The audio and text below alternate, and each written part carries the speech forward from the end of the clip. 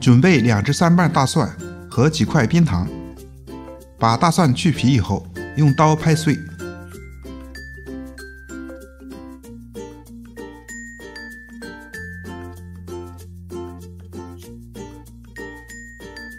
放到一个小碗里面，让它静置15分钟。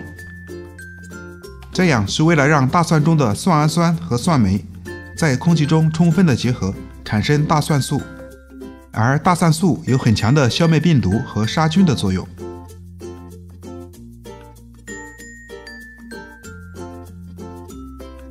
时间到了以后，把冰糖放进去，加入半碗水，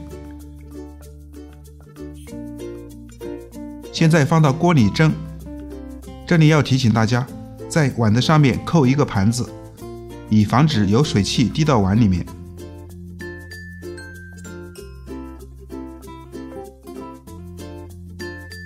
先大火烧开，再改小火蒸15分钟左右，让大蒜水发白就差不多了。中医认为，大蒜色白入肺，性味性温，最善除肺经之风邪，故治疗伴咽痒的咳嗽往往有奇效。治疗寒性咳嗽、肾虚咳嗽效果都非常好。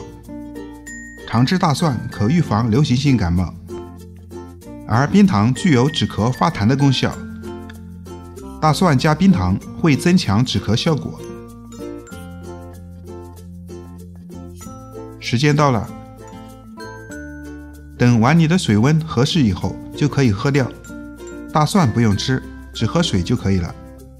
1天2次，喝了马上就不咳嗽，效果是立竿见影，并且这个方法每次都管用，现煮现喝比吃药打针都好，对身体也没有副作用。